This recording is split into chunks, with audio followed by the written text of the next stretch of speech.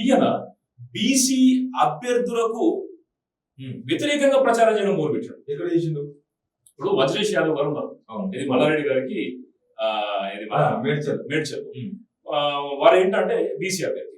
అప్పటి వరకు మీరు మల్లారెడ్డి గారి గురించి విపరీతమైనటువంటి వ్యాఖ్యలు చేసినప్పుడు వాస్తవానికి కూడా ఏంటంటే వజ్రేష్ యాదవ్ గారు బయటపడదనేటువంటి ఆలోచన ఉంది. కానీ ఎప్పుడైతే ఎలక్షన్ దగ్గరికి వచ్చిన తర్వాత ఏంటంటే దాని గురించి ఆయన సైలెంట్ గా ఉండడం మొదలుపెట్టారు. సిరిసిల్లలో అనేక సార్లు కూడా చెప్పి ఇక్కడ బీసీ అదే అంటున్నా కదా, నేను అది చేయలేదు కదా. రెండోది సిరిసిల్ల ప్రాంతంలో అక్కడ ఏంటంటే అనేక మంది కూడా చేనేత కార్మికులు ఉన్నారు. ఒక్క పద్మశాలి నిలబడేది ఉంటే చరిత్ర మారుతుంది, అది మారుతుంది అని చెప్పి కదా. మన బిఎస్పీ పార్టీ అక్కడ మీకు ఒక బీసీకి అవకాశం ఇచ్చింది, ఒక ముదిరాజుకి అవకాశం ఇచ్చింది. ఇచ్చినప్పుడు అక్కడ బీసీ పోరాటం చేసి పోటీ చేస్తున్నప్పుడు కనీసానికి మీరు సైలెంట్ ఉండాల్సిందే కదా. కానీ అక్కడ ఏంటంటే కాంగ్రెస్ అభ్యర్థి ఒక రెడ్డి సామాజిక వర్గానికి తన ప్రచారం చేశాడు.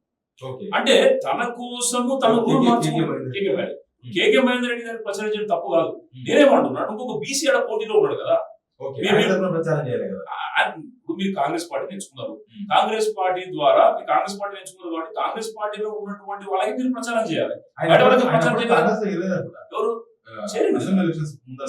చేరిన తర్వాతనే కదా ఇక్కడ మన సిరిసిల్లకు పోయి అక్కడ ప్రచారం చేసింది. అయితే నేనేమంటున్నా అంటే మీకు కనుక నిబంధన ఉందనుకోండి, మీరు పార్టీలో ఉన్నారు కాబట్టి పార్టీ వేరే వాళ్ళకు చేయడానికి మీకు అవకాశం లేదు. లేనప్పుడు ఏం చేయాలంటే మీరు పార్టీలో ఉన్నటువంటి బీసీ అభ్యర్థుల కోసం ప్రయత్నం చేయకపోయారు.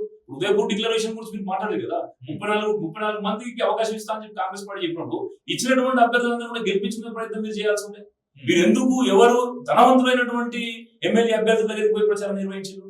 అందులో కొంతమంది బీసీ నాయకులకు అన్యాయం జరిగినా కూడా మీరు ఎందుకు దాని గురించి పట్టించుకోలేదు?